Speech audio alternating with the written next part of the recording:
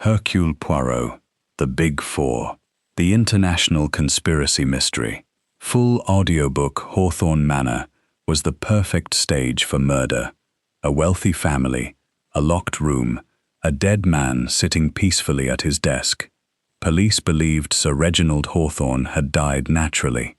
But Hercule Poirot saw something they missed: a playing card, 4 of clubs, and a chilling message written in red ink. One has already fallen. Someone in this elegant house was performing innocence. But Poirot knew the truth. Every actor eventually forgets their lines. And tonight, the curtain rises.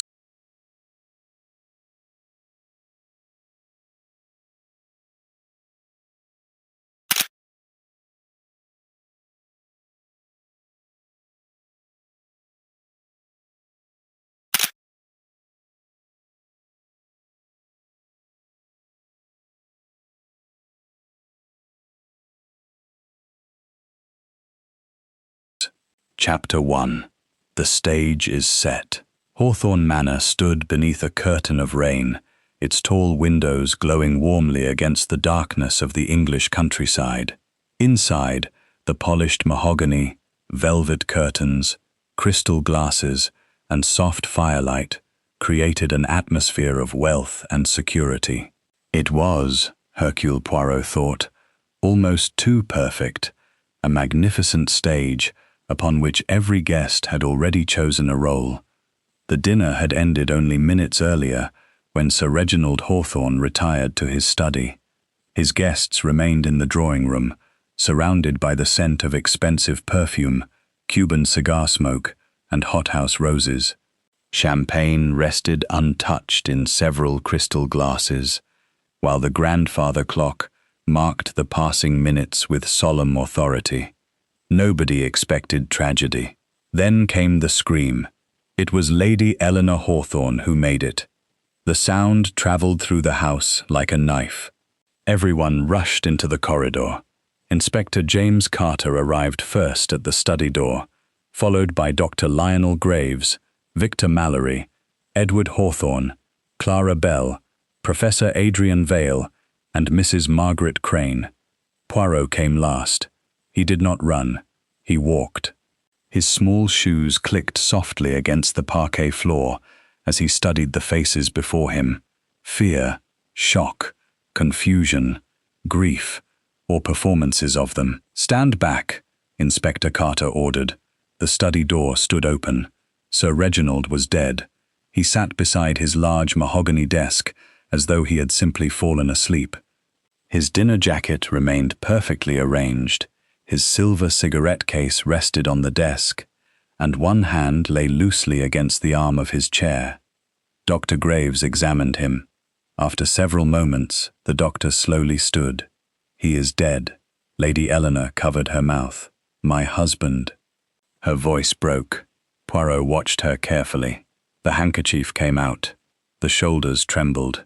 The eyes closed. Everything appeared correct, almost too correct. Poirot's green eyes narrowed. "Observe, mon ami," he whispered to Hastings. Hastings looked at him. "What?" "The performance." "What performance?" Poirot's magnificent moustache lifted slightly. "That is what we must discover." The police immediately began examining the room. There was no obvious weapon, no broken furniture, no blood, no sign of a struggle. The window was closed and bolted from inside. The study door had apparently been locked before Carter forced it open. Inspector Carter looked satisfied. "Heart attack," he announced. Poirot turned toward him. "Perhaps." The inspector frowned. "You don't agree?" "I did not say that." "Then what is the problem?" Poirot pointed toward the desk. "Everything is too orderly." Carter looked around. "He's a wealthy man. Wealthy men often keep orderly studies. Mais non, this is not order. It is arrangement." He approached the desk. There was a glass of water, untouched. A silver cigarette case, open. 3 cigarettes remained inside. A fountain pen, perfectly parallel to the edge of the desk, and beside it lay a single playing card, the 4 of clubs. Hastings leaned forward. Where did that come from? Poirot carefully lifted the card. Something had been written on the back in red ink. He read it silently. Then his expression changed. "What does it say?" Carter demanded. Poirot handed it to him. The inspector read the words. "One has already fallen." For several seconds nobody spoke. Rain tapped against the windows. The fire crackled. Somewhere in the hallway, a clock chimed. Carter looked toward Poirot. "Do you know what this means?" Poirot shook his head. "Not yet." Then he looked at the people gathered outside the study. "But I know that Sir Reginald expected someone to understand it." The room suddenly seemed colder. Professor Vale stepped forward. The big 4. Everyone turned toward him. Poirot's eyes sharpened.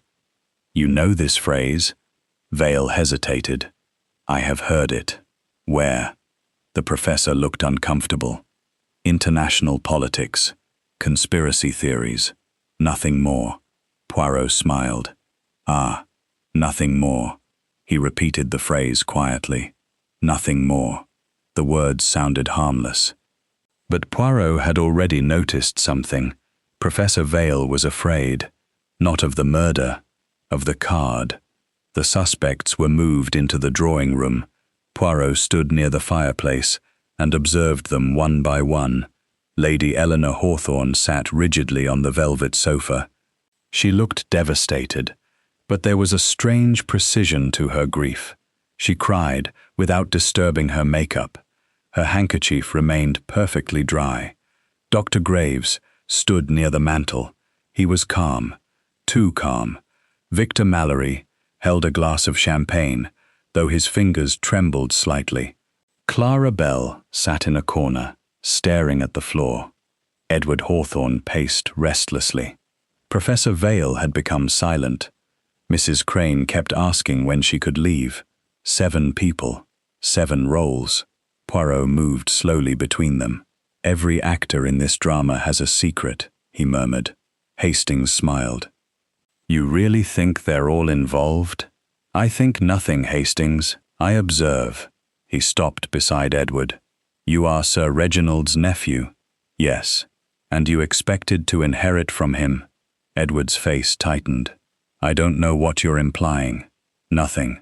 Poirot smiled. "That is what makes it interesting." Edward looked away. The mask had shifted. Only slightly, but Poirot saw it. "The mask slips," he whispered. Hastings heard him. "What mask?" Poirot continued walking. "Did you see it?" "No." "Exactly." Inspector Carter began the formal interviews. Lady Eleanor was questioned first. She described her husband as a generous man, though difficult at times. "Did Sir Reginald have enemies?" Carter asked. "Everyone has enemies." "Did he fear anyone?" Lady Eleanor paused. "No." Poirot noticed the pause. It lasted less than a second, but truth often lived inside such small moments. Next came Victor Mallory. He described Sir Reginald as his closest business associate. "I cannot imagine who would want him dead." Poirot tilted his head. "Then you are shocked." "Of course." "Completely?" Mallory stared at him. "Yes." Poirot smiled. "Bravo." Mallory looked confused. "Bravo?" "But the performance? It is not convincing." The man's face changed, only for an instant. Then the smile returned, but Poirot had seen enough. Later, Poirot entered the study alone. The room was quiet now. The fire had nearly burned out. Rain continued against the glass. Poirot closed his eyes. He imagined the room before the murder. Sir Reginald sitting at the desk, the cigarette case open, the glass of water untouched, the playing card waiting beside the pen, someone standing nearby, perhaps speaking, perhaps threatening, perhaps smiling. Poirot opened his eyes. "What did you know, Sir Reginald?" He searched the desk. Nothing. Then he noticed a drawer that did not quite close. Inside was a leather-bound diary. Poirot opened it. Most pages contained ordinary business notes, names, meetings, financial figures, travel arrangements, but the final page contained only one sentence. They are not 4 men. They are 4 masks. Poirot stared at the words. Then he smiled slowly. Ah, the mystery had changed. The big 4 were not necessarily 4 individuals. They might be 4 identities, 4 roles, 4 performances. And if Sir Reginald had discovered them, his death might not be the end of the conspiracy. It might be the beginning. A faint sound came from the corridor. Poirot turned. The study door was open. A shadow moved beyond it. "Who is there?" No answer. Poirot walked toward the doorway. The corridor was empty, but at the far end, another door closed softly. Someone had been watching him. Someone knew what he had found. Poirot returned to the desk and placed the diary beside the 4 of clubs. His face became serious. "You see, Hastings," he said quietly, "the police are looking for a murderer. And you?" Poirot touched his moustache. "Hercule Poirot is looking for the director of the play." Outside, thunder rolled across the countryside. Inside, every suspect remained in the drawing room, every one of them waiting, every one of them performing, and somewhere among them was someone who already knew the next scene. Poirot looked once more at the red words. One has already fallen. He understood now that Sir Reginald's death was not a conclusion. It was a cue. The stage was set. The players had assembled, and the curtain had only just begun to rise. Chapter 2. Enter the players. Morning arrived at Hawthorne Manor, beneath a sky the color of cold steel. The rain had stopped, but droplets still clung to the windows, and the gardens smelled of wet earth, roses, and freshly cut boxwood. Inside, the servants moved quietly across the polished floors, their footsteps soft against the parquet, as though the entire house had become a theatre waiting for its next scene. Hercule Poirot had slept very little. He sat in the library before a dying fire, drinking strong continental coffee from a small porcelain cup. On the desk before him lay 3 objects: Sir Reginald's diary, the 4 of clubs, and a list of everyone who had been present at dinner. Poirot studied the list. 7 actors, he murmured. Hastings, standing beside the window, turned. And, "You still believe one of them is responsible?" Poirot smiled. "I believe, mon ami, that every person in this house has something they do not wish to perform upon the stage." He tapped the list. "That is not the same thing as murder." The distinction was important. Guilt could wear many costumes. A frightened man might look guilty because he feared scandal. A grieving woman might appear cold because she was hiding anger. A loyal friend might lie because he was protecting someone else. But murder required something more: motive, opportunity, and above all, knowledge. Poirot rose and adjusted his moustache with precision. "Today, Hastings, we rehearse the scenes." Inspector Carter arranged the interviews in the morning room. The room was brighter than the study, with pale curtains, polished walnut furniture, and a vase of fresh lilies. Yet despite the sunlight, the atmosphere remained cold. Nobody wanted to be the first person to speak. Lady Eleanor entered first. She wore a dark silk dress and carried the same white handkerchief she had used the night before. She sat opposite Poirot, with perfect posture. Poirot looked at her hands. They were steady. "Madame," he began, "your husband received an unusual letter shortly before his death." Lady Eleanor's expression barely changed. "Did he?" "Yes." "Did he tell you what it contained?" "No." "You are certain?" She looked directly into his eyes. "Completely." Poirot leaned back. "Then perhaps you can explain why your husband wrote the words, 'the Big Four,' in his diary." For the first time, Lady Eleanor's mask slipped. Her eyes widened, only slightly. Then she recovered. "I have no idea." Poirot smiled. "Very good." She frowned. "Very good? You recovered quickly." Lady Eleanor stared at him. Poirot continued calmly. "This role you play, madame, the grieving widow, you perform it beautifully." Her voice hardened. "I don't appreciate being treated like a criminal. Neither do innocent people. Are you suggesting I am not innocent?" "I am suggesting nothing." Poirot's eyes gleamed. "I am observing." The interview ended, but as Lady Eleanor walked away, Poirot noticed something. She never once asked how her husband had died. She only asked whether anyone had discovered his secrets. Next came Dr. Lionel Graves. He entered with the confidence of a man accustomed to examination rooms rather than interrogation rooms. His silver hair was perfectly arranged, his cuffs immaculate, and his voice controlled. "You were Sir Reginald's physician?" Poirot asked. "For 17 years. And his heart?" "Perfectly healthy for a man of his age." Poirot looked up. "Ah," the doctor stopped. "I mean, reasonably healthy. That is different." "Of course," Poirot smiled. "Then why did you tell Inspector Carter that his death could have been natural?" Graves paused. "Because there was no visible injury." "But you had not yet completed your examination." "No." "Then you were making an assumption." The doctor's jaw tightened. "An experienced physician is allowed to form preliminary conclusions." Oui. Poirot leaned forward. "And what did you conclude when you first saw the body?" Graves answered immediately. "Cardiac arrest." "Immediately?" "Yes." Poirot watched his hands.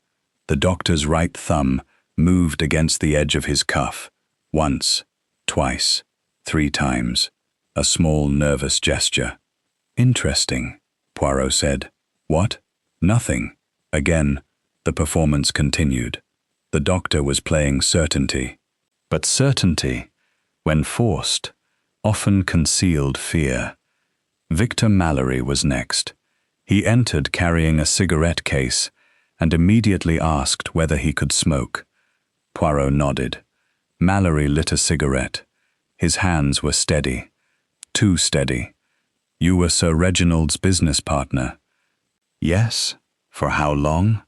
"Nearly 12 years." "Did you ever disagree?" "Naturally." "Did you ever threaten him?" Mallory laughed. "Threaten him? Certainly not." Poirot smiled. "Then why did Sir Reginald write your name in his diary?" Mallory's smile disappeared. "He wrote many names." "Yes." "But that proves nothing." "Correct." Poirot paused. "Unless the name appears beside the words, 'Do not trust.'" Mallory stared at him. The cigarette burned between his fingers. Ash fell onto his sleeve. He did not notice. Poirot did. "The mask slips," he said softly. Mallory looked up. "What did you say?" "I said nothing." Poirot's expression remained innocent. But Hastings, watching from the corner, understood. Another performance had cracked. Clara Bell came next. She looked exhausted. Her eyes were red, and her fingers trembled as she sat. Poirot softened his voice. "Miss Bell, you worked for Sir Reginald for 6 years." "Yes." "You knew his personal affairs?" "Some of them." "Did he trust you?" She hesitated. "I think so." "That is not the answer of someone who is certain." Clara looked down. "He was difficult." "Did he frighten you?" Her eyes suddenly filled with tears. "Sometimes." "Why?" "I cannot tell you." Poirot waited. Silence filled the room. Then Clara whispered, "He told me that if anything happened to him, I should never trust the people around him." Poirot's expression changed. "Did he name anyone?" "No." "Did he mention 4 people?"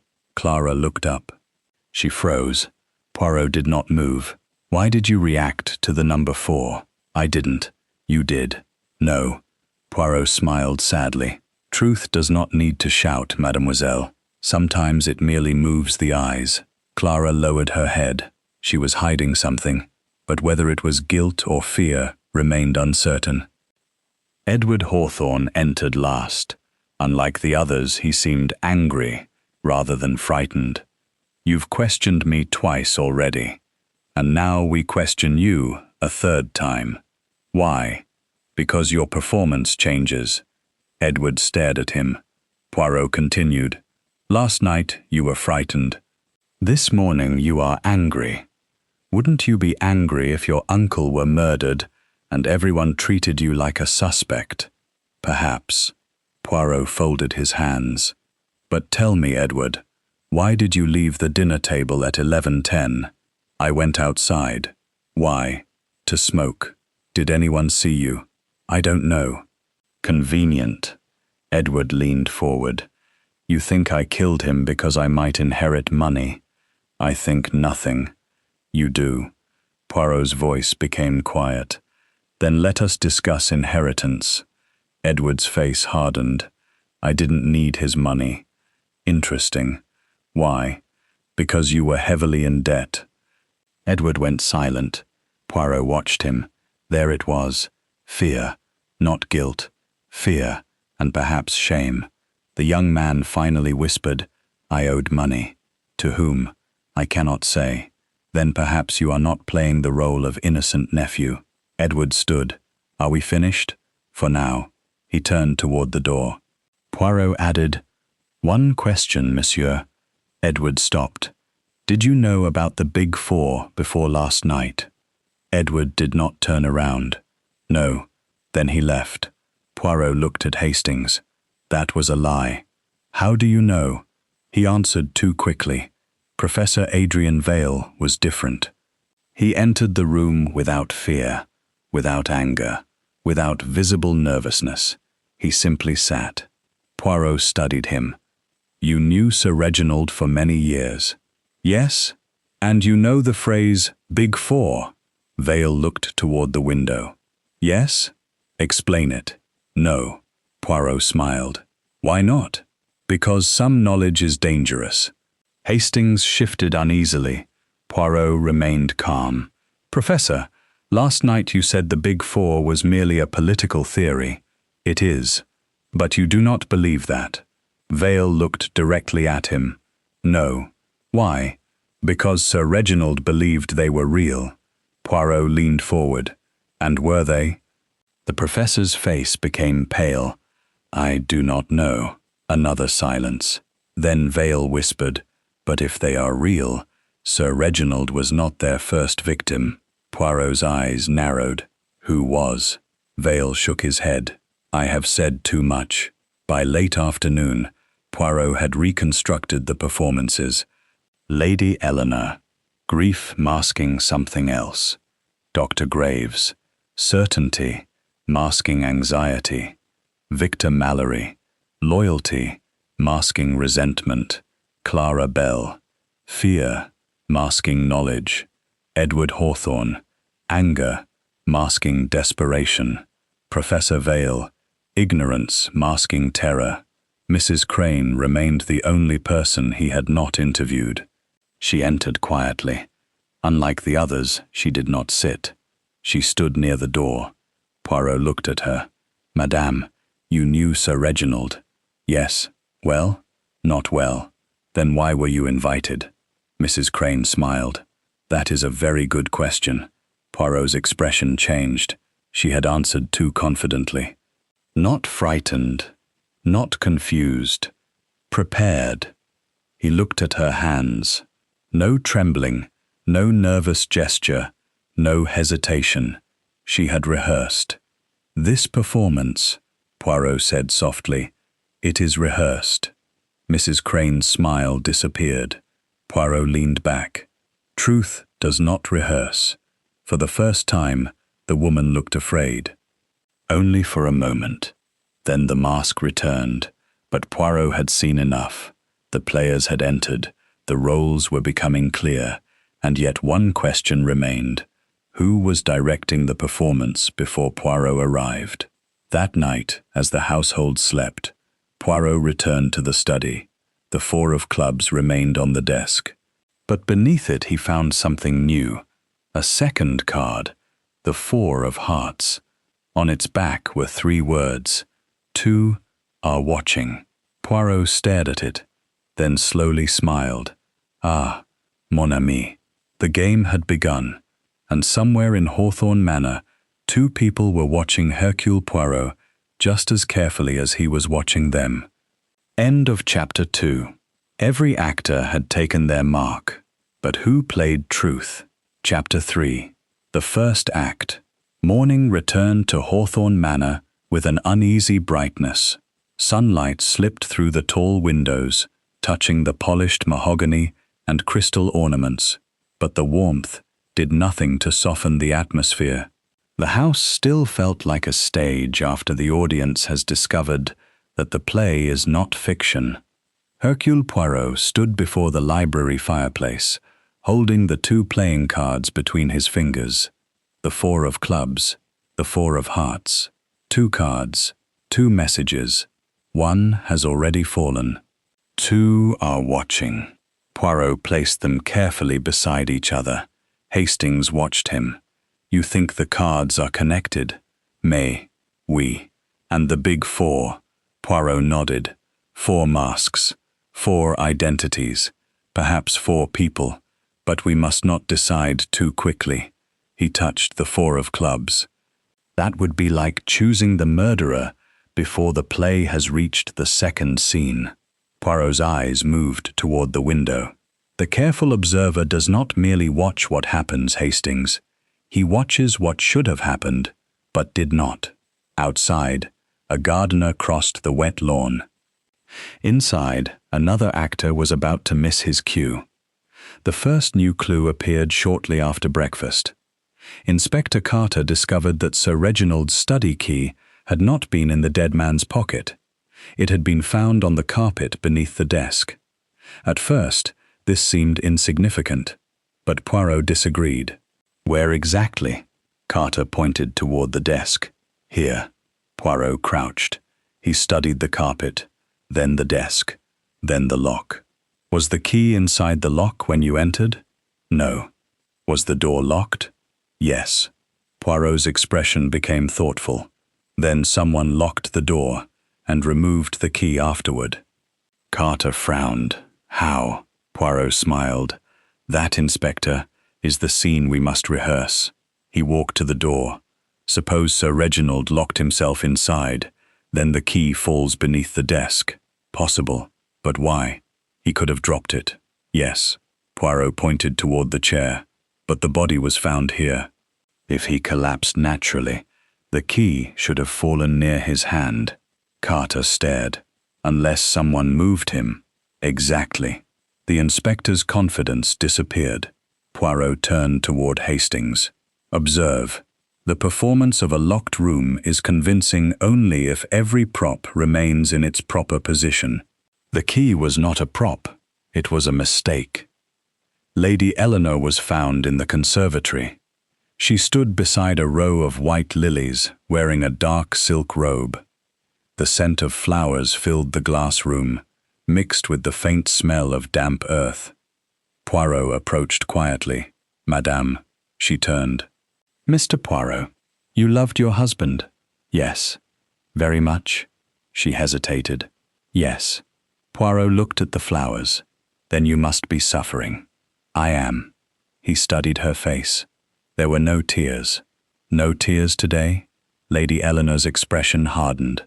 I have cried enough. Of course. Poirot paused. May I ask something unpleasant? You seem to specialize in unpleasant questions. Why did you lie about your husband's final evening? Her face went pale. I did not.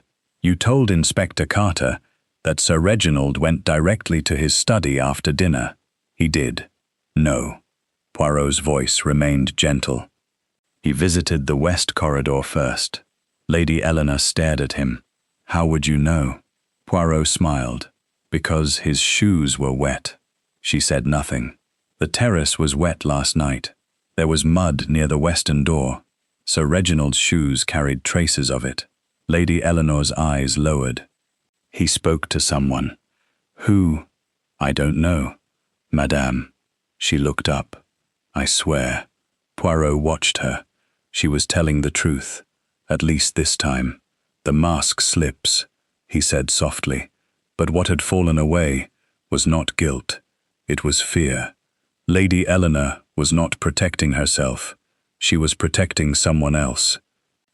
That afternoon, Poirot returned to the library and discovered Clara Bell waiting there. She looked frightened.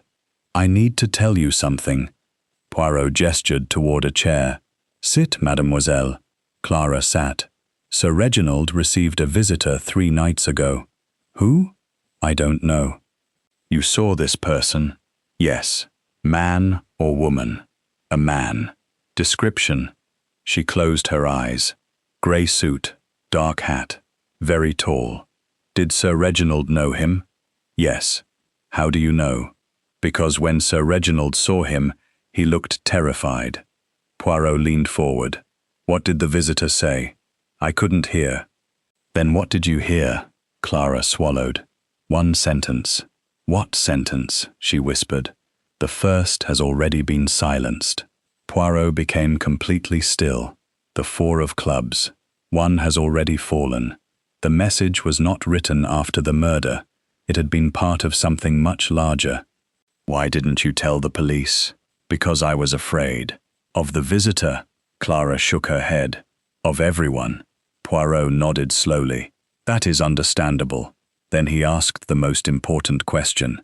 Did Sir Reginald say the name Big Four? Clara's lips parted. Before she could answer, a noise came from the corridor. Someone had stopped outside the door. Poirot stood. He opened it. Nobody was there. Only a faint smell of cigar smoke remained. Poirot smiled. Interesting. That evening, Poirot gathered Hastings in the study. I believe we have reached the first act. Meaning? We now know that Sir Reginald was investigating something before his death. The Big Four. Yes.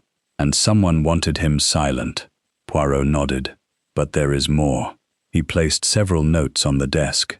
Lady Eleanor lied about his movements. Victor Mallory lied about their business relationship. Edward lied about his debts. Professor Vale lied about his knowledge. And Clara has concealed a visitor. Hastings frowned. So they are all guilty. Poirot shook his head. No. He looked at the 4 cards. They are all afraid. Of what? That is the question. Poirot leaned back. I am reminded of a case from years ago where a wealthy family became trapped by a secret none of them understood completely. Each member of the family lied, but not for the same reason. One lied from greed, another from love, another from fear, and another because he believed silence would protect someone innocent. Hastings listened carefully. The interesting part, Poirot continued, was that every lie made the family appear more guilty. Yet the murderer depended upon exactly that confusion. He did not need everyone to be criminals. He needed everyone to behave as though they had something to hide. Poirot's expression became serious. That is the psychology of the mask, Hastings. A person wears one because the truth feels dangerous. But once the mask is worn, he must protect it. Then another lie becomes necessary. Then another. Soon the person is no longer protecting the truth. He is protecting the performance. He tapped the desk. And performances create patterns. Later that night, Poirot tested those patterns. He asked Dr. Graves about the 4 cards. The doctor became nervous. He asked Victor Mallory about the visitor. Mallory denied everything. He asked Professor Vale about international organizations. The professor refused to answer. Then Poirot asked Edward Hawthorne a simple question. Have you ever seen this man? He showed Edward a photograph found inside Sir Reginald's diary. Edward looked at it. His face changed, only for a second. Then he shook his head. No. Poirot smiled. Thank you. Edward frowned. For what?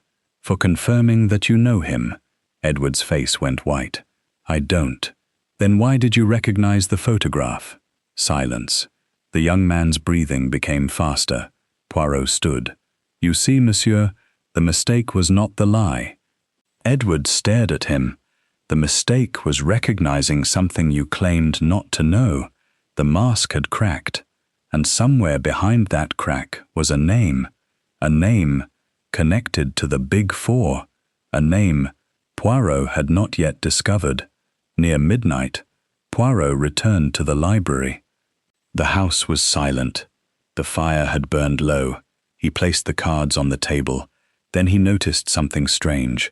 The Four of Hearts was gone. In its place lay a folded piece of paper. Poirot opened it. Only one sentence had been written. Stop looking behind the masks. Poirot smiled. Ah. He folded the paper. They are becoming nervous. Hastings looked toward the dark window. Do you think whoever sent this is here? Poirot looked at the reflection in the glass. Not here, Hastings. He paused. Closer. A shadow moved behind the curtain. Poirot turned sharply. The curtain remained still. Then he heard footsteps running down the corridor. The chase had begun. The first act had ended, and for the first time, one of the actors had forgotten his lines. The first mask cracked. More would follow. Chapter 4. Rehearsed Lines. Morning entered Hawthorne Manor quietly, but there was nothing peaceful about the house. The rain had returned during the night, tapping against the tall windows, while a cold wind moved through the trees outside. In the breakfast room, silverware touched porcelain, coffee steamed in delicate cups, and yet nobody seemed interested in eating. The players had become nervous. Hercule Poirot sat at the head of a small table, studying the expressions around him. He had already discovered that each suspect was hiding something, but now he wanted to know something more important. Which secrets were connected to the murder? He lifted his cup of coffee. Today, he said to Hastings, we test the scripts. Hastings raised an eyebrow. The scripts? Every person has prepared a story. Yesterday, they performed it beautifully. Today, we shall change the scene. Poirot smiled. Let us see who remembers the lines. Inspector Carter entered carrying a folder. We have the medical report. Poirot immediately put down his cup. And Sir Reginald did not die of a heart attack. The room became silent. Dr. Graves looked toward the inspector. What? Carter opened the folder. There are traces of an unusual substance in the stomach. The laboratory believes it was administered shortly before death. Lady Eleanor gripped the edge of the table. Poison? Possibly. Poirot looked at Dr. Graves. The doctor remained motionless. Too motionless. Doctor, Poirot said softly, you told us yesterday that his death appeared natural. I made a preliminary assessment. Yes? Poirot's eyes remained fixed upon him. And now we discover that the performance of natural death was false. Dr. Graves frowned. I did not kill him. I did not accuse you. You implied it. Perhaps because you heard an accusation where there was only a question. The doctor looked away. Poirot smiled. Interesting. The doctor had become defensive before anyone had named him a suspect. The mask was tightening. Poirot requested that everyone return to the drawing room. The fire was burning brightly now, and the warmth filled the room, but nobody felt comfortable. The velvet curtains were closed against the rain, transforming the drawing room into a private theatre. Poirot stood before them. Mesdames et messieurs, we shall repeat certain scenes from last night. Edward immediately protested. Why? Because yesterday you were acting under surprise. And today? Today you know the plot. Nobody spoke. Poirot began with Lady Eleanor. Madame, where were you at 11 o'clock? In the drawing room. Alone? No. Mrs. Crane was here. Poirot turned toward Mrs. Crane. Is this correct? Mrs. Crane nodded. Yes. Interesting. Poirot walked toward Lady Eleanor. And at 11:15, Lady Eleanor hesitated. I don't remember. Poirot smiled. Yesterday you remembered perfectly. She looked uncomfortable. I was upset. Of course. Poirot turned to Mrs. Crane. And you? I don't remember either. Poirot's smile widened. Ah, Hastings understood immediately. Both women had forgotten the same 5 minutes. That was not natural. That was rehearsed. Next came Victor Mallory. Poirot placed a sheet of paper before him. Your business records show that Sir Reginald intended to remove you from the company. Mallory's face hardened. That is false. The document is genuine. I had disagreements with him. You told me yesterday that your disagreements were ordinary. They were. Then why did Sir Reginald write that he feared you? Mallory said nothing. Poirot leaned closer. Perhaps you were angry. I was. Perhaps you threatened him. No. Perhaps you wanted him dead. Mallory slammed his hand against the table. I wanted him to stop destroying everything. The room fell silent. Poirot did not react. There it was, the first genuine emotion, not performance, not rehearsed grief, anger, raw and immediate. Poirot nodded. Continue. Mallory realized what he had done. He lowered his voice. I did not mean that. Mais oui, you did. Poirot's expression became almost sympathetic. That was not your role, monsieur. You were supposed to be the loyal friend. Mallory stared at the floor. The performance had failed. But anger was not murder. Not yet. Poirot turned to Clara Bell. You told us Sir Reginald warned you about dangerous people. Yes. You also told us you did not know who the visitor was. Yes. Poirot placed a photograph on the table. The same tall man in the grey suit. Clara looked at it. Her face immediately changed. You know him? She shook her head. No. Look again. I don't. Poirot watched her hands. They had begun trembling. Truth does not need rehearsal, mademoiselle. She looked toward the door. Then she whispered. His name was Mr. Laurent. Poirot's eyes sharpened. Laurent what? I don't know. Who sent him? I don't know. What did he want? Clara began crying. Sir Reginald had something. What? A list. What list? The names of people connected to the Big Four. Poirot became completely still. Where is it? Clara shook her head. I don't know. You are lying. No. Then why are you afraid? She covered her face. Because Mr. Laurent told Sir Reginald that if the list ever became public, people would die. The room went silent. The conspiracy was no longer an idea. It was real. Professor Vale was questioned next. Poirot placed the photograph of Laurent before him. The professor looked at it. I have never met him. Poirot nodded. Very well. He then placed another photograph beside it. A newspaper photograph taken years earlier. Professor Vale stared. The same man appeared in the background. His face went pale. Poirot spoke quietly. That photograph was taken in Geneva. Vale swallowed. You have made a mistake. No. Poirot pointed to the figure. That is Laurent. The professor said nothing. You knew him. I knew of him. That is not the same. No. Poirot leaned forward. Then tell us what he was doing in Geneva. Vale looked toward the fire. He was meeting representatives of an organization.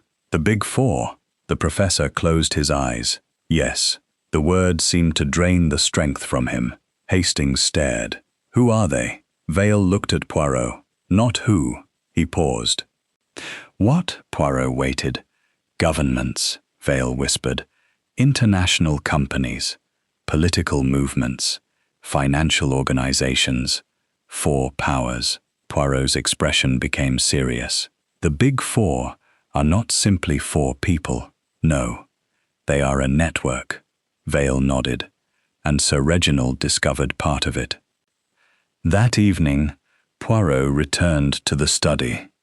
The room had become colder. The curtains moved slightly, despite the closed windows. He arranged the evidence on the desk: the playing cards, the diary, the photograph, the medical report, the mysterious note. Then he noticed something. The 4 of clubs was not alone. The symbol on its corner matched a small mark engraved into Sir Reginald's desk. 4 intersecting lines. A symbol, a signature. Poirot traced it with one finger. "Theatre," he whispered. Hastings looked puzzled. "What?" "Every performance has a signature." Poirot opened the desk drawer. Inside was a small brass key. Attached to it was a label: Archive Room. Hastings stared. There is an archive room? Apparently. They found it behind a concealed panel in the library. The door opened with the brass key. Inside were shelves filled with documents, letters, photographs, financial records, maps, and at the center of the room stood a locked metal cabinet. Poirot approached it. Before he could touch the lock, a noise came from behind them.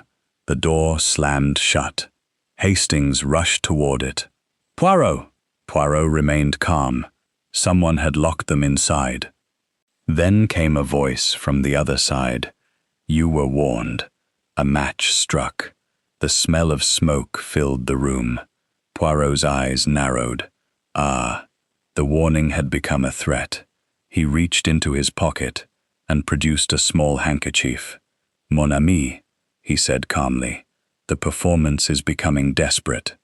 Smoke began creeping beneath the door. Hastings coughed. Poirot looked toward the metal cabinet. Quickly, they forced the cabinet open.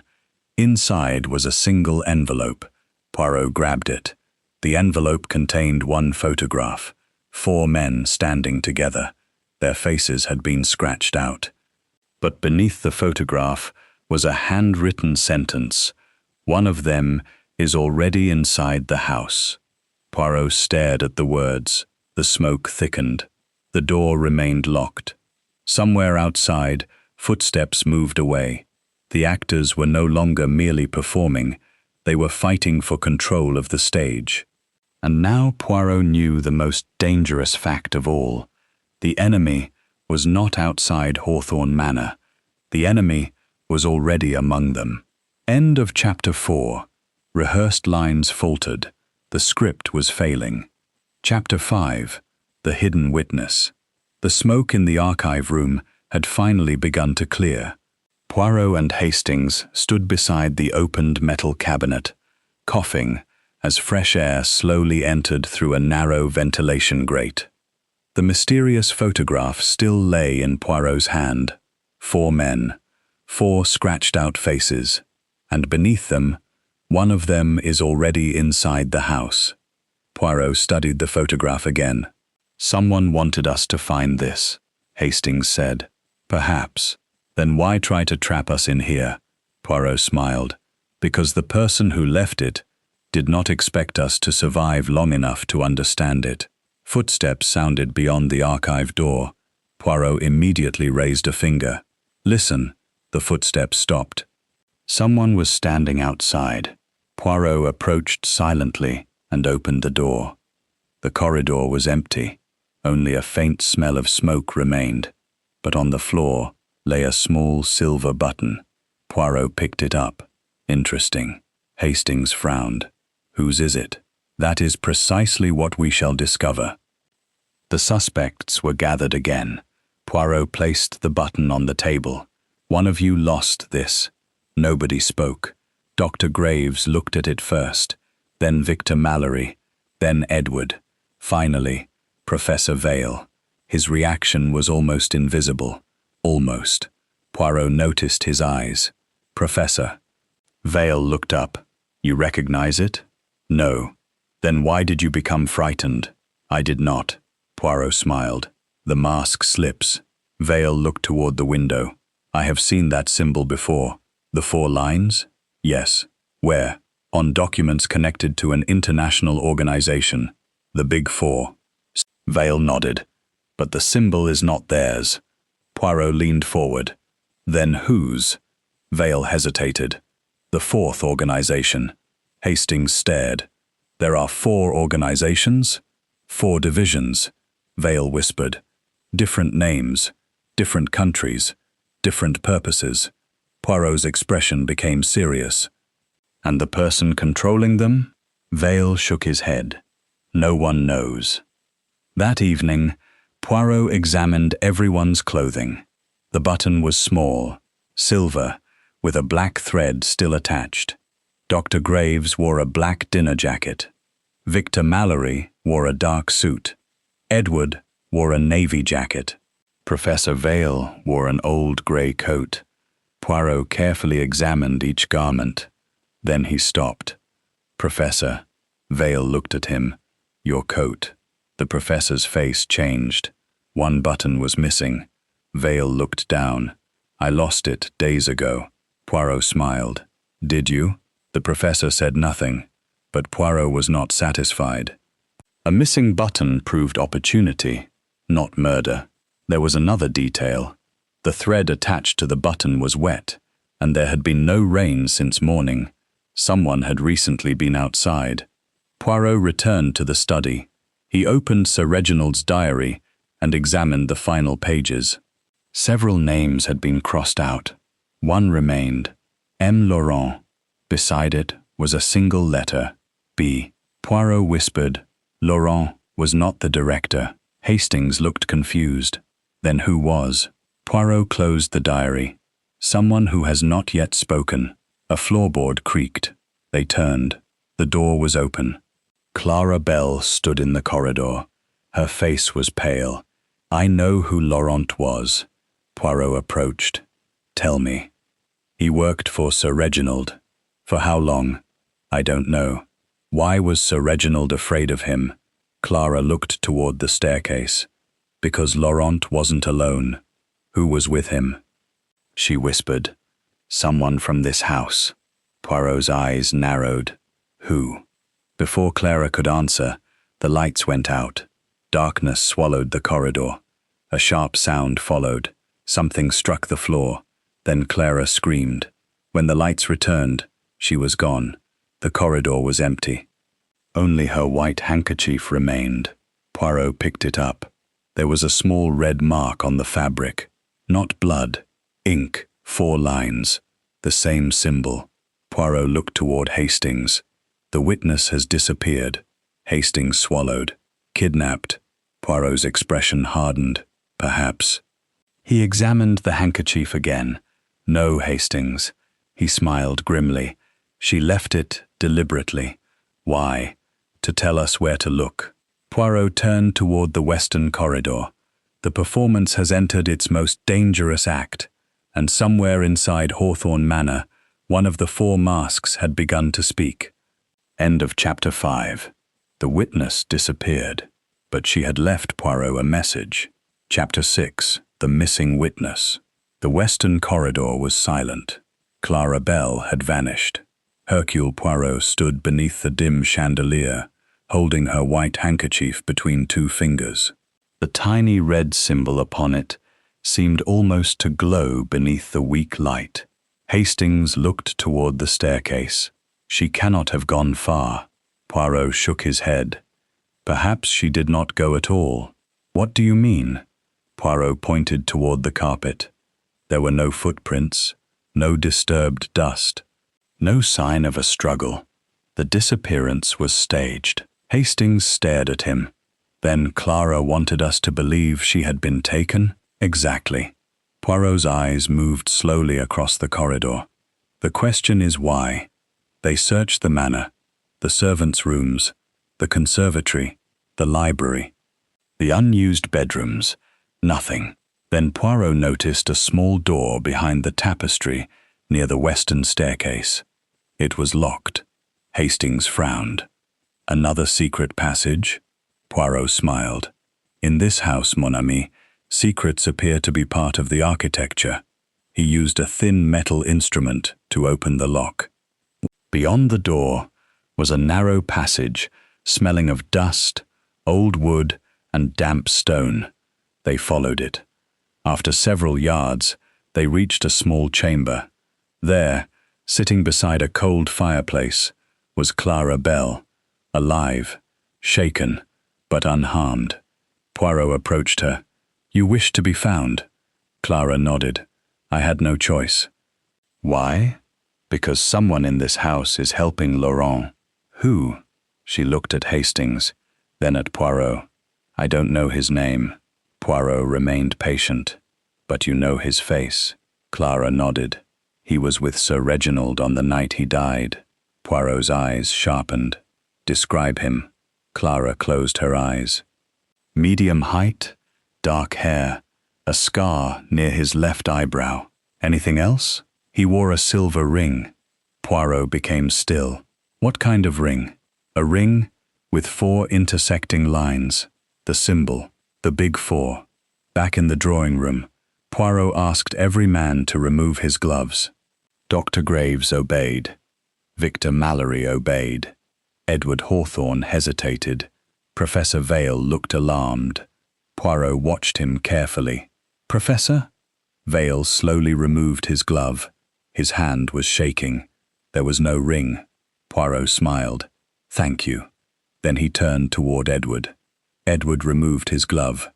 "No ring, Mallory. Nothing. Graves, nothing." Poirot looked puzzled. The ring was not present, unless the man had removed it. "Interesting," Poirot murmured. Hastings whispered, "Perhaps Clara was mistaken. Perhaps." Poirot walked toward the fireplace. Then he noticed something beneath the rug. A small metallic glint.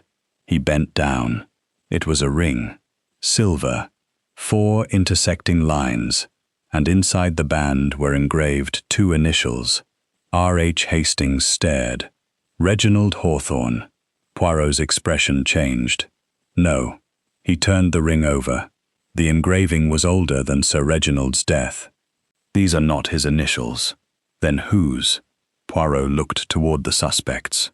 The initials belonged to someone else. Suddenly, a scream came from upstairs. Everyone rushed toward the sound. A servant stood outside Sir Reginald's bedroom, trembling. Inside, the window was open. On the bed lay another playing card. The 4 of spades. Written across its back were 5 words. "The third mask has spoken." Poirot picked up the card. His face became grave. "We are approaching the truth." Hastings looked at him. "Which mask is the third?" Poirot glanced toward Professor Vale. The professor had gone completely white. Poirot understood. The third mask was not the murderer, it was the witness, and the witness had finally begun to speak. End of chapter 6. 3 masks remained, but one had already begun to crack. Chapter 7. The 4th player. The scream from upstairs still seemed to echo through Hawthorne Manor. Poirot stood beside Sir Reginald's bedroom window, studying the 4 of spades. The card lay on the bed like a theatrical invitation. The third mask has spoken. Professor Vale remained in the doorway, pale and silent. Poirot turned toward him. "Professor, I believe you know what this means." Vale swallowed. "I know what the symbol means." "The symbol?" "The 4 lines." Poirot nodded. "Then tell me about them." Vale looked toward the dark window. Years ago, 4 powerful groups began working together. Money, politics, industry, intelligence. They called themselves the 4 Houses. Hastings frowned. "And the Big 4? Another name." Poirot's eyes narrowed. "Who represented them?" Vale hesitated. "I never knew all 4. But you knew one." The professor lowered his head. "Yes." "Who?" "Sir Reginald." Silence. Hastings stared at him. "You mean Sir Reginald was one of them?" "No." Vale looked up. He was trying to expose them. Poirot smiled faintly. "Ah, that explains his fear." Poirot returned to the study. He examined the diary again. The initials beside Laurent's name were now more important than ever. M. Laurent. B. He studied the letter B. Then he noticed something beneath the page. A faint indentation. Someone had written another name on the previous sheet and torn it away. Poirot placed a sheet of paper over the indentation and rubbed a pencil gently across it. Letters appeared. Bell. Poirot stopped. Clara Bell. Hastings looked shocked. You think Clara is involved? No. Poirot shook his head. I think Sir Reginald was. The word had been written beside a date, 3 days before the murder. Poirot checked the diary again. Beside Clara's name was a single sentence. She knows more than she believes. Suddenly, footsteps sounded outside. Poirot opened the door. Dr. Graves stood there. I need to speak with you. About what? The poison. Poirot stepped aside. Graves entered and closed the door. I found something in Sir Reginald's medical records. What? His symptoms began several weeks ago. Poirot's expression sharpened. Several weeks? Yes. Headaches, dizziness, tremors. Why didn't you tell the police? Because I was afraid. Of whom? Graves looked toward the door. Of the person who prescribed him a new medicine. Poirot became very still. Who prescribed it? The doctor whispered. Sir Reginald himself. Poirot frowned. Impossible. Not if someone had forged his signature. That evening, Poirot gathered the suspects again. He placed 4 objects on the table, the 4 playing cards, the silver ring, the photograph, and Sir Reginald's diary. One of these, Poirot said, is false. Everyone watched him. Edward spoke. The photograph? No, Mallory said. The diary? No. Lady Eleanor looked at the ring. That? Poirot smiled. Correct. The room became silent. The ring was planted. Hastings looked surprised. Then why? To make us believe the killer belongs to the organization. Poirot turned toward Professor Vale. But someone wanted us to believe that. Vale looked frightened. Why me? Because you are the only person who understood the symbol. Poirot paused. Someone wanted suspicion to fall upon you. Vale's face tightened. Then who? Poirot did not answer. Instead, he looked at Dr. Graves. The doctor's expression remained calm. Too calm. Poirot noticed a small detail. A faint red mark around his finger, as though he had recently worn a ring. Poirot's eyes narrowed. Doctor. Graves looked at him. Yes? May I see your right hand? The doctor hesitated. Then slowly extended it. There was a pale, circular mark around one finger. Poirot smiled. Thank you. Graves pulled his hand back. You think I wore the ring? I think you wore something. Poirot picked up the silver ring. But not this. The doctor looked confused. Poirot turned the ring over. Inside the band were not the initials R.H. They were L.G. Lionel Graves. The room erupted in silence. Graves stared at the ring. Poirot spoke softly. The 4th player has finally entered the stage. End of chapter 7.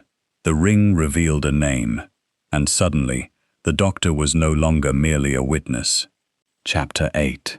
The mask falls. For several seconds, nobody in the drawing room moved. Poirot held the silver ring between his fingers. Inside it were the initials, L.G. Dr. Lionel Graves stared at the ring as though he had never seen it before. I don't understand, he said. Poirot smiled. That is unfortunate, Doctor, because I understand rather more than I did 5 minutes ago. Graves stood. This proves nothing. Perhaps not. Poirot placed the ring on the table. But you cannot explain the mark upon your finger. The doctor glanced instinctively at his hand. Poirot saw the movement. The mask falls, he whispered. Graves suddenly reached for the ring. Poirot stopped him. Please. The doctor's hand froze. Inspector Carter stepped forward. "Dr. Graves, you will remain here." Graves looked around the room. For the first time, genuine fear appeared in his eyes, but Poirot noticed something else. He was not afraid of arrest. He was afraid of someone watching him. Poirot turned toward the curtains. "Close the doors." Carter ordered the servants to secure the drawing room. Nobody was permitted to leave. Poirot faced the group. "The murderer has made one mistake after another." Edward frowned. "Who?" Poirot ignored him. "First, the poisoned death was made to appear natural. Then the playing cards were introduced. Then the symbol. Then the ring."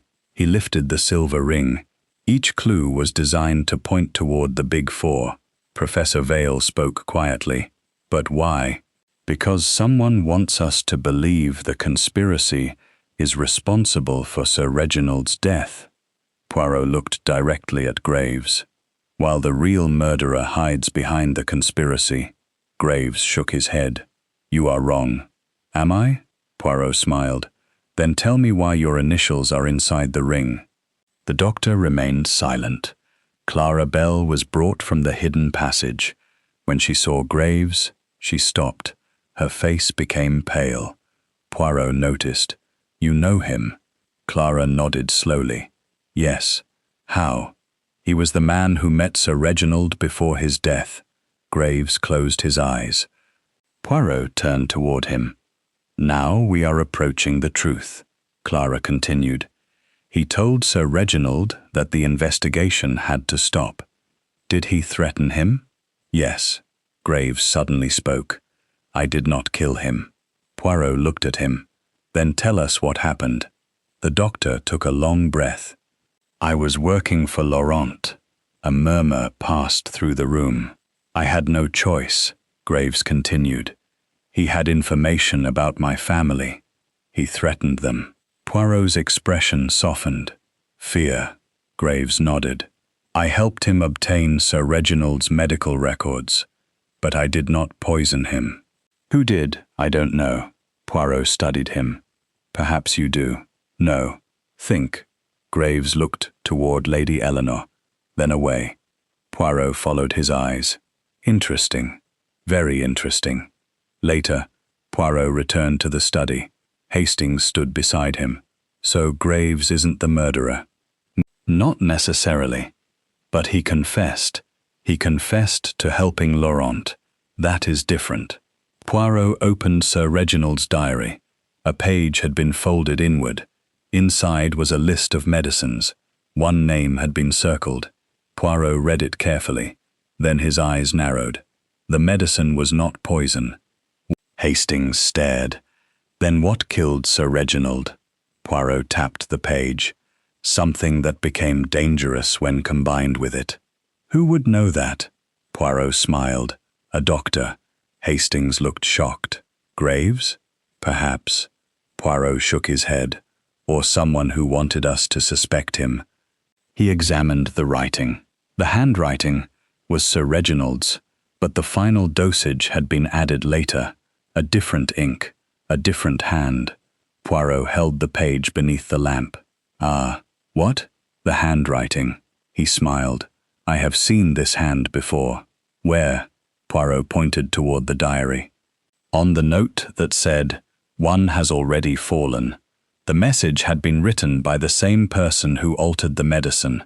The murderer had left his signature without realizing it. A sudden crash came from the corridor.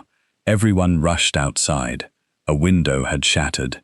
On the floor lay a small black envelope. Poirot picked it up.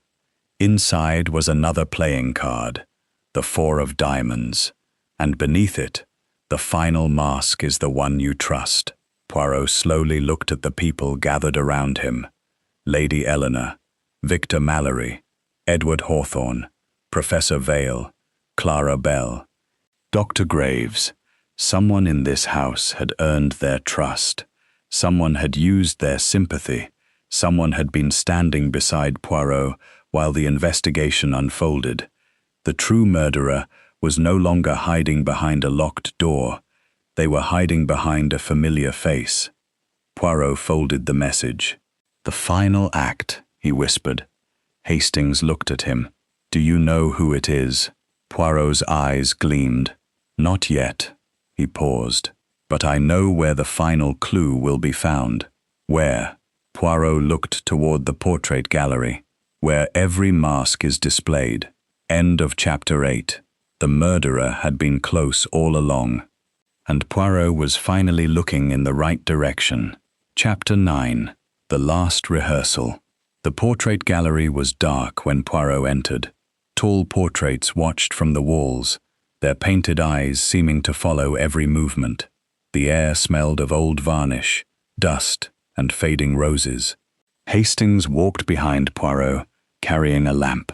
"The final clue is here," he whispered. Poirot nodded. "Every house keeps its secrets in different places. This house keeps them in the faces of the dead." He stopped before Sir Reginald's portrait. "Look carefully." Hastings examined it. "Nothing." Poirot smiled. "Exactly." He touched the frame. A small section moved.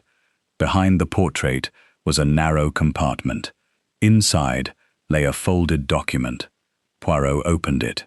There were 4 names: Lionel Graves, Victor Mallory, Eleanor Hawthorne, Adrian Vale. Hastings stared. "They're the 4. Yes." "Then the big 4 are actually these people." Poirot shook his head. "No, these are the 4 people Sir Reginald believed could identify the organization."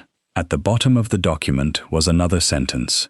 "One of them knows the name of the director." Poirot's eyes narrowed. The director. He gathered everyone in the gallery. "Mesdames et messieurs, the performance is finished." Nobody spoke. Poirot placed the document beneath the lamp. 4 people were connected to Sir Reginald's investigation. Each of you knew something. Each of you lied. Victor Mallory protested. "I never killed him." "I know." Lady Eleanor looked at Poirot. "Then who did?" Poirot turned toward her. "That is what we shall establish." He faced Dr. Graves. "You helped Laurent." Graves lowered his head. "Yes." Poirot looked at Mallory. "You concealed Sir Reginald's financial dealings." Mallory nodded reluctantly. "Yes." Then Professor Vale. "You knew about the 4 houses." "Yes." Finally, Lady Eleanor. "You knew Sir Reginald was investigating someone inside this house." She closed her eyes. "Yes." Poirot turned toward Clara. "And you," Clara whispered. "I knew Sir Reginald trusted the wrong person." The room became silent. Poirot looked at her. "Who?" Clara's eyes moved toward the doorway. Before she could answer, the door slammed shut. A figure stood behind it. Inspector Carter. He had been silent throughout the entire investigation. Poirot looked at him. "Inspector." Carter smiled.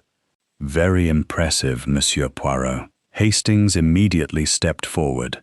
"You," Carter laughed softly. "The police always make excellent actors." Poirot's expression remained calm. "You killed Sir Reginald." Carter shook his head. "No, I arranged the stage." Poirot's eyes sharpened. "Then Laurent, an employee? The poison? Prepared by Graves." Graves stared at him. "I refused." Carter smiled. "You supplied the medical information. That was enough." Poirot stepped forward. "But you made one mistake." Carter frowned. "What?" "The handwriting." Poirot held up the diary. The altered dosage and the red messages were written by the same hand. Carter laughed. "That proves nothing." "Mais oui, it does." Poirot pointed toward Carter's hand. "There is red ink beneath your thumbnail." Carter instinctively looked down. Poirot smiled. "The director always leaves his fingerprints upon the script." Carter's expression changed. He reached inside his coat. Inspector Carter raised his weapon. Hastings moved forward. Poirot remained perfectly still. "Do not," Poirot said calmly. Carter hesitated. Poirot continued. "You have already lost." "Why?" "Because the entire household heard your confession." Carter looked around. A small recording device sat beneath the table. Poirot smiled. "I am an old-fashioned man, Inspector, but I understand modern theatre." Carter's face collapsed. Police officers entered from the corridor. He was arrested without another word. Poirot looked at the gathered suspects. "The masks are finished." Outside, the first light of dawn touched Hawthorne Manor. The long night was ending, but Poirot knew one question remained. Why had Sir Reginald written, "One has already fallen"? He looked at the 4 cards, then suddenly understood. The 4 cards were not counting the victims. They were counting the masks, and the final mask had been the man everyone trusted to protect the house, Inspector Carter. End of Chapter 9. The director was exposed, but one final truth remained before the curtain could fall. Chapter 10. The curtain falls. Dawn broke slowly over Hawthorne Manor. For the first time in days, the house seemed peaceful. The rain had stopped, the clouds were breaking apart, and pale sunlight entered through the tall windows of the portrait gallery. Inspector Carter had been taken away, yet Hercule Poirot remained beside the fireplace, studying the 4 playing cards. The 4 of clubs, the 4 of hearts, the 4 of spades, and finally, the 4 of diamonds. 4 cards, 4 masks, 1 conspiracy. Hastings approached him. "It is over, Poirot." Poirot shook his head. "Not quite." But Carter confessed. "Yes." He admitted arranging everything. "Yes. Then what remains?" Poirot looked toward Sir Reginald's portrait. "The reason." The remaining suspects gathered in the library. Poirot stood before them. Sir Reginald was not killed simply because he discovered a conspiracy. He was killed because he discovered who was using the conspiracy. Professor Vale looked at him. "Carter." "Correct," Poirot continued. "Carter had access to police records, international information, and most importantly, the investigation itself. He could control evidence. He could redirect suspicion. He could create the appearance of a locked-room mystery." Dr. Graves lowered his head. "And he used me." "Yes. You knew I had been threatened?" "I suspected." Graves looked surprised. Poirot smiled. "You were afraid, Doctor. But fear is not the same as guilt." Victor Mallory stepped forward. "What about the cards?" Poirot placed them on the table. "Carter used them as a signature. He wanted the police to believe that an international organization had murdered Sir Reginald. And the messages? Distractions." Lady Eleanor quietly asked. "Then why did Sir Reginald leave the diary?" Poirot's expression softened. "Because he knew he might die." Silence filled the room. He could not expose Carter directly. Carter was too powerful, so Sir Reginald created a trail of clues that would eventually lead someone clever enough to the truth. Hastings smiled. "To you." Poirot touched his moustache. Fortunately, he had excellent taste. For the first time, several people laughed. The tension finally broke.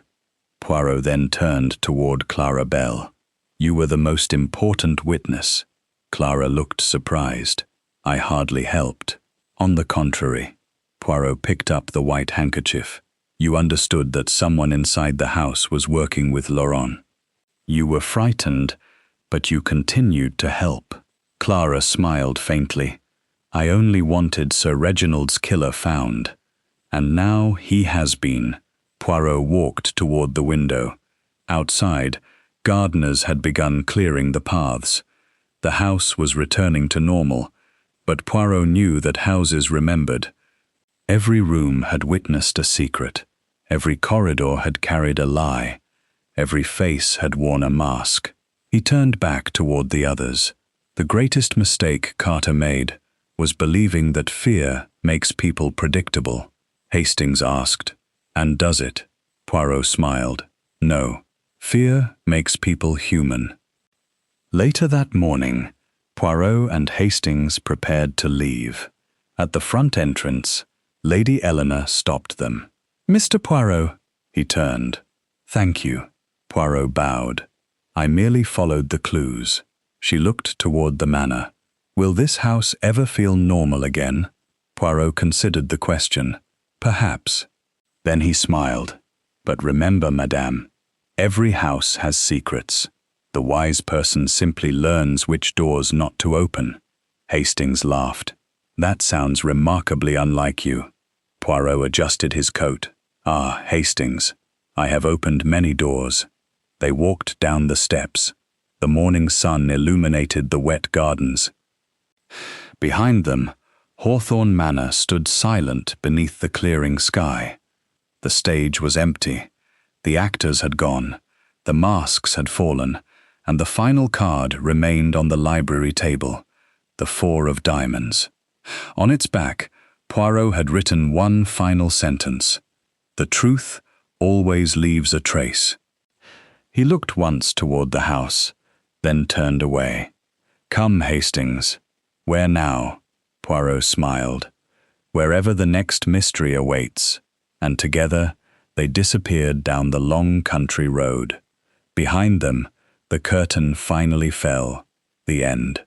4 masks, 1 murderer, 1 truth that refused to stay hidden.